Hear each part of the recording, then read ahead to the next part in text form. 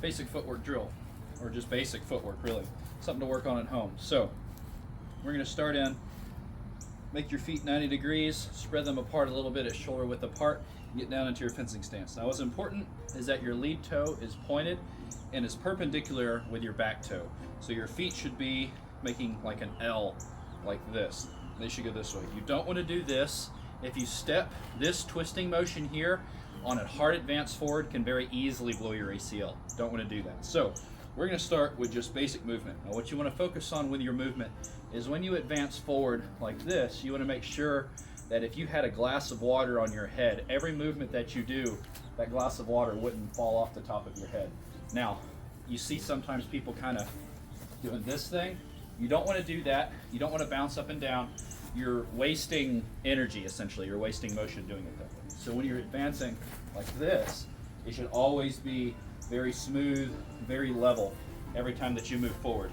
The basic stance, the basic movement from your feet is as you push your foot forward, imagine that there's a rock on your toe and you kick it off and step, kick it off and step. So quickly, it looks more natural quickly, looks like this here. Your lunge is going to be no different. It's just a longer step. When you lunge like this, same thing. If you want to work on it at home, imagine you have a glove on your foot and you kick it off. If the glove just kind of topples off the top of your foot, that means that you're not kicking and you're not moving forward properly. You want to launch the glove forward. So it should be something like this.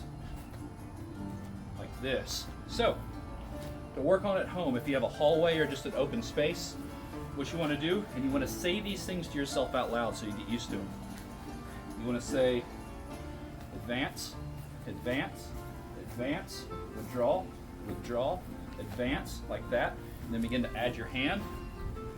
Advance, arm, advance, arm.